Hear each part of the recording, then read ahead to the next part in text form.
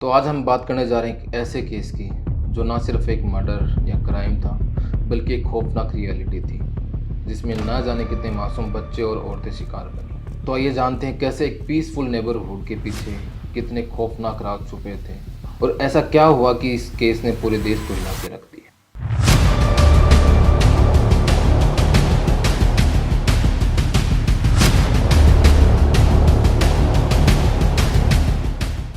ये केस शुरू होता है नोएडा के सेक्टर 31 में निठारी गांव में, जहां लगातार एक के बाद एक बच्चों और औरतों के गायब होने की घटना आ रही थी। एक आम सी गली के अंदर एक नॉर्मल सा बंगलो नंबर D5, जो नाम था मुनिंदर सिंह पधेर के, जो इस घर का मालिक था वो एक बिजनेसमैन था और यही घर आगे चलकर घनघोर पाप का अड्डा बन गया। क्या आपको पता 2005 में लोगों ने लगातार गायब होने की कंप्लेन दर्ज की थी। सबसे पहले जो गायब हुई वो लड़की थी पायल। उसके घर वालों ने पुलिस को कंप्लेन दर्ज कराई, बट उनकी कंप्लेन पे कोई सुनवाई नहीं हुई। उनकी कंप्लेन को पूरी तरह से इग्नोर कर दिया गया। उसके बाद और भी बहुत सारे लोगों की गायब होने की कंप्लेन लोगों ने दर्ज करवाई। उनके घर वालों ने, रिश्तेदारों ने उनको पुलिस स्टेशन जाके FIR दर्ज करवाई, बट उन पर कोई सुनवाई नहीं हुई। उनको पूरी तरह से इग्नोर कर दिया गया और यही पुलिस का इग्नोरेंस आगे चलकर उन पर भारी पड़ा। 29 दिसंबर 2006 की बात है। ये दिन पूरे हिंदुस्तान के लिए यादगार था। इस दिन नेशनल मीडिया पे एक नाम छाया हुआ था, निठारी। होता क्या है कि जो बंगला D5 था उसके पास ही एक नाला था, जो नाला एकदम से बंद हो चुका था।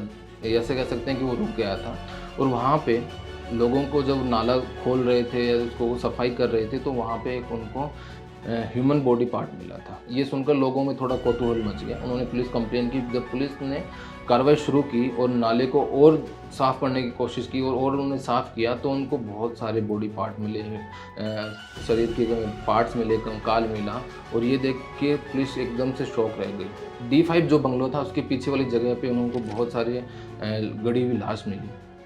उसके बाद पूरी दुनिया को पता चला कि D5 के पीछे कितना बड़ा कांड हुआ है। मुनिंदर सिंह पधेर एक बिजनेसमैन था, सुरेंद्र कोहली उसका नौकर था।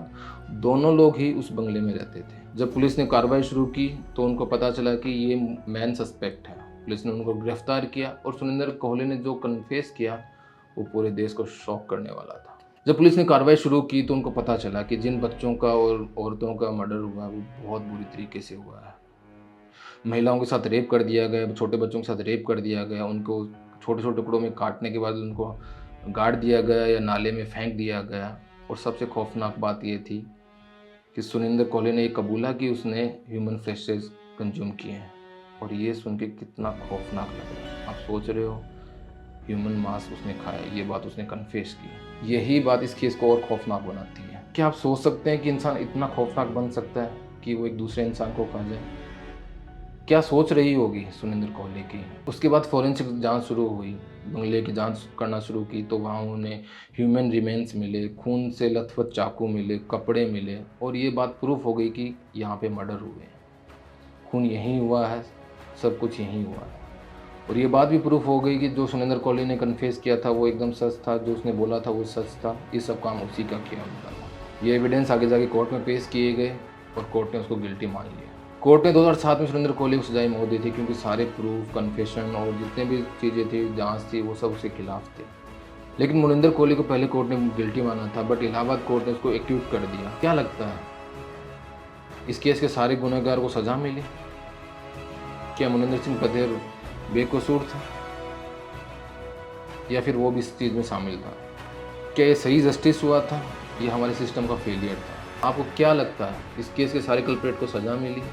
अपने विचार कमेंट में ज़रूर शेयर कीजिएगा। अगर और ऐसी वीडियो देखना चाहते हैं तो मेरे चैनल को लाइक, शेयर और सब्सक्राइब करना ना भूलें। धन्यवाद।